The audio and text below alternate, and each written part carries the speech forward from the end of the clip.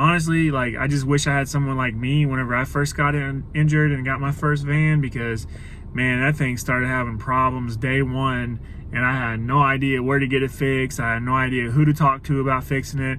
There was nothing on Google, nothing like that. So if you have any issues, any questions, any current concerns, just give me a call or shoot me a message or whatever. All right, so the other day someone was like, "Me, you should document some of the stuff you do, because it's kind of crazy being in a wheelchair doing all that stuff." I don't really think it's that important or like that awesome of a story, I guess, but here I go. So this morning, me and my buddy Mike, we're gonna go check out this lady, help her and her husband out. They're both in their 60s. He's a paraplegic. He was involved in a motorcycle accident. A lot of health problems. They live out in the middle of the country. I'm talking BFE country. And they have nobody around that knows anything about wheelchair vans. So I know a little bit. It's not that bad of a drive for me. It's about an hour and 15 minutes. We're going to go up there and check out her van, kind of see what she's got going on. She's losing it. She doesn't know if it's falling apart. She's had rust horror stories that mechanics have told her. Her tire just started acting all crazy. We're hoping it's just something simple with the tire. Basically, her wheel started like vibrating really bad and like jerking left and right. So we're hoping that it's either a busted belt or just needs it balanced. Let's see here. AC doesn't work. She's got an AC leak, so I don't know how we're gonna fix that. We'll just put some dye in her for it if we can.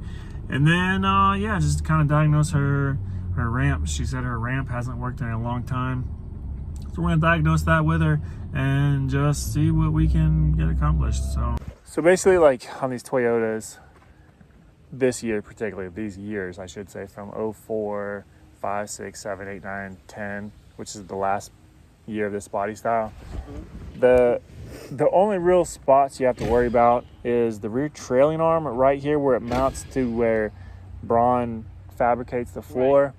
Right. The tracks inside the door, those always rust because the ramp just kind of folds up and then all that water goes down in that tray. And the tracking's messed up. Yeah, go ahead and open it. We'll check it out. No, why that? I guess it's just because it hits there.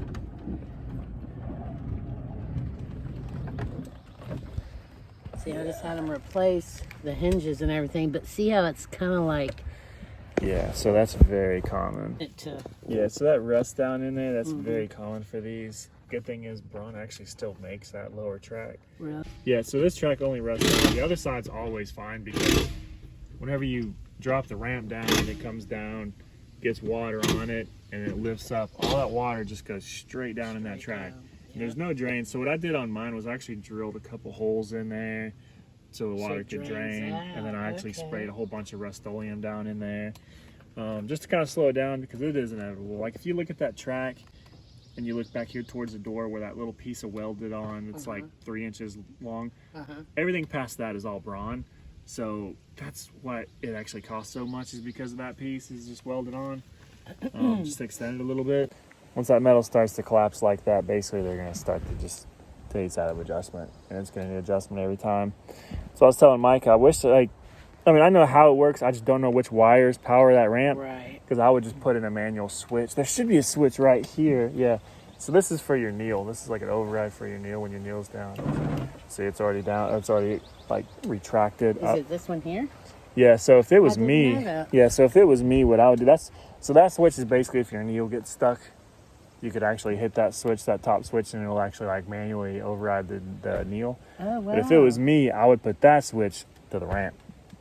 Way more important for me, you know what I mean, to know the ramp works.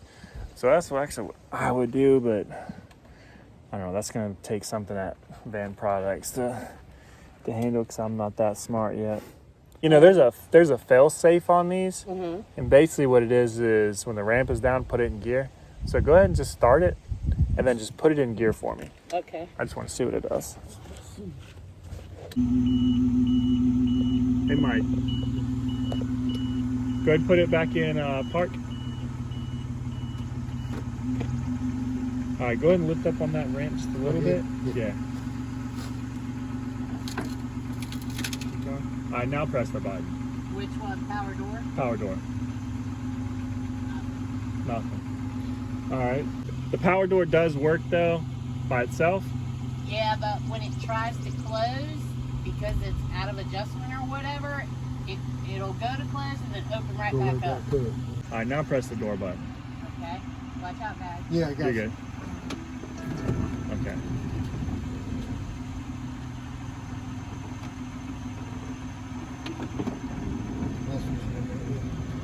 Yeah, and I know these Toyotas are notorious for this rear latch.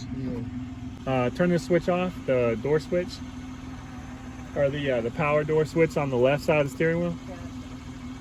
All right, Mike, go ahead and shut that door manually. Manual. Yep. Do it easy, Okay. because of that track. Okay. Now you can do it hard. Okay. All right, so it works. All right, go ahead and turn the power door back on. Turn the power door back on. Your power door back on. Okay. Yeah. All right, now open it. Now. All right, so the Neil works. Yep. Good Lord, why is it doing that? It's because you haven't used it in a long time. It's on a chain. Chain, yeah. Really? Yeah, you should hear mine. Mine's really loud. Pull it out. Yeah, go ahead and pull it out. Yeah, because it hits the ramp right Yeah. there. Mm-hmm. Keep going. Yeah. I'd say Yeah, that. for some reason that door's going. not opening. It's got like an inch play where you got to push it back a little further. Yeah, see, it's real close All when right, keep going. You can let it fall. Okay. All right. Now just push that door backwards from the middle. Right here. Yep. Put some elbow into it. Yeah. Okay. All right, so that's definitely back all the way. All right, now throw it in gear.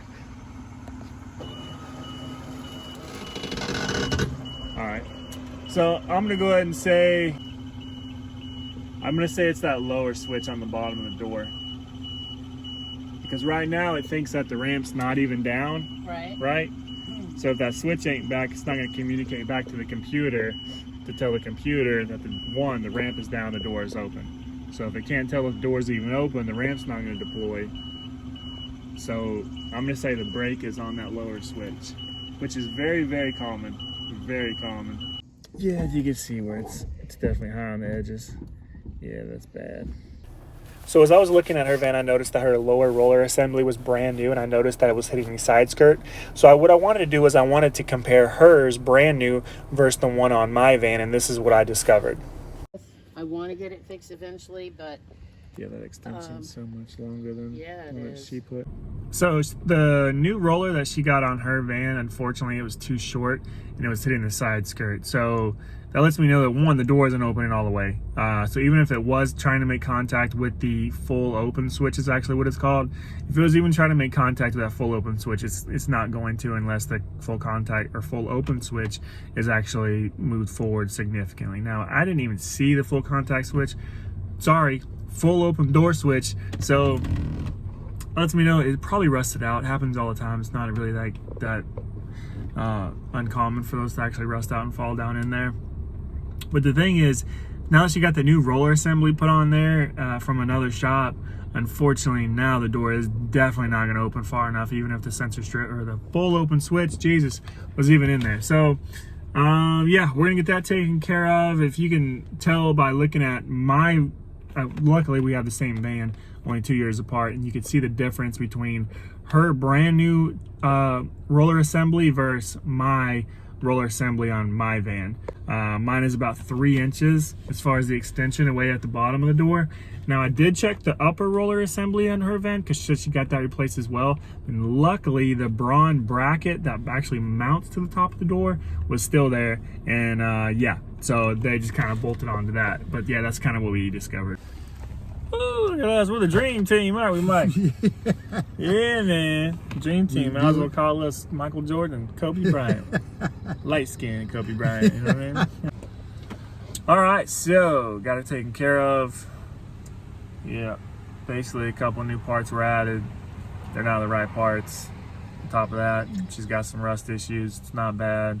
We're gonna catch it now and yeah, get her back on the road. So awesome sauce. I guess that's all my day consisted of. What about you, Mike?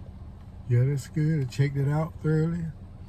Finished and done. Headed back. I honestly don't know how many people actually made it this far into the video. I guess it's probably like 9.5, 10 minutes long by now. But if you have any questions regarding your wheelchair accessible van, I am here for you. You know, if you guys have any questions, any concerns, if there's anything going on and you live nowhere near a mobility dealership, if you're within driving distance, I mean, me and my boy Mike, man, me and old man Mike, we'll come check it out. You know what I mean? Like, the only thing I ask is that you just pay Mike his diagnostic fee. You don't have to pay me anything. You don't have to pay me gas.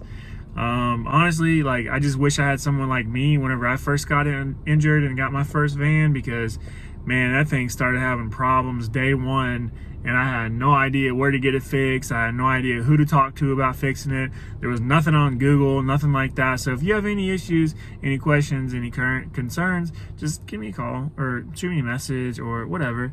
You know what I mean? Like, I'm just a regular person. I'm not like anybody famous or anything. So, yeah, if I could help you out, I'd love to help you out.